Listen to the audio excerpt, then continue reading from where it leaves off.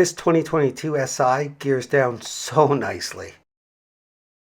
Welcome back to your home garage, and in this video I'm going to discuss some key points about rev matching.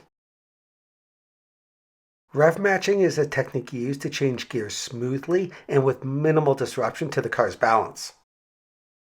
It's also commonly known as blipping the throttle. Specifically, the aim is to match the speed of the engine with the speed of the transmission. It's mostly used when changing or going down a gear. Rev matching makes a huge difference in both the lifetime of the engine and your lap times if you're tracking the car. So now that you know what it is, you're probably asking, so why would I need to rev match? Changing down to a lower gear without properly adjusting your speed can cause excess strain on your engine, clutch, and gears. By matching the revs, your car won't jerk forwards due to the engine braking, which you may have experienced whilst driving in the past.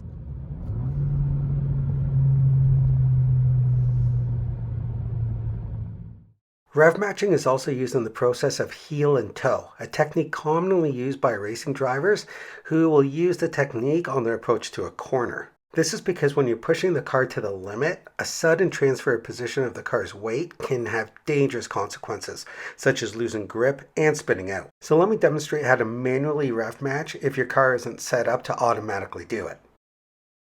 Let's use the example of changing down from third gear into second. If you simply push the clutch in, move your gear stick into second and release the clutch, you'll feel the engine harshly lurch forward and see the RPMs just jump up.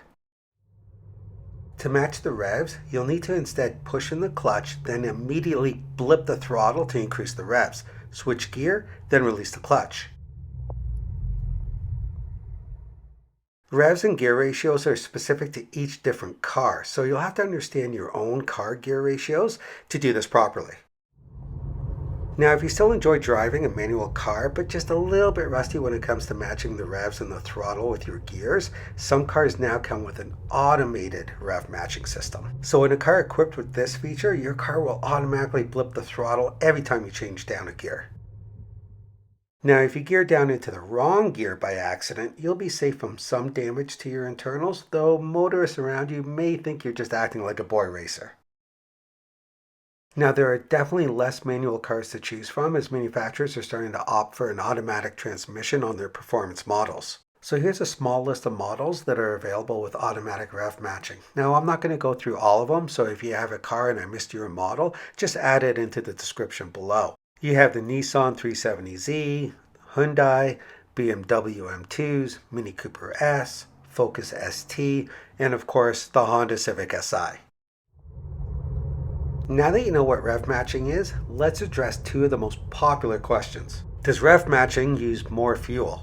Because as of the date of this video, you know how expensive fuel is. Yes, it would use more fuel due to the sharp use of blipping the throttle. However, the extra fuel usage would be very minimal.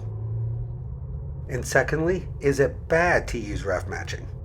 If you're using rev matching with the intention to slowly engine brake to a complete halt, then yes.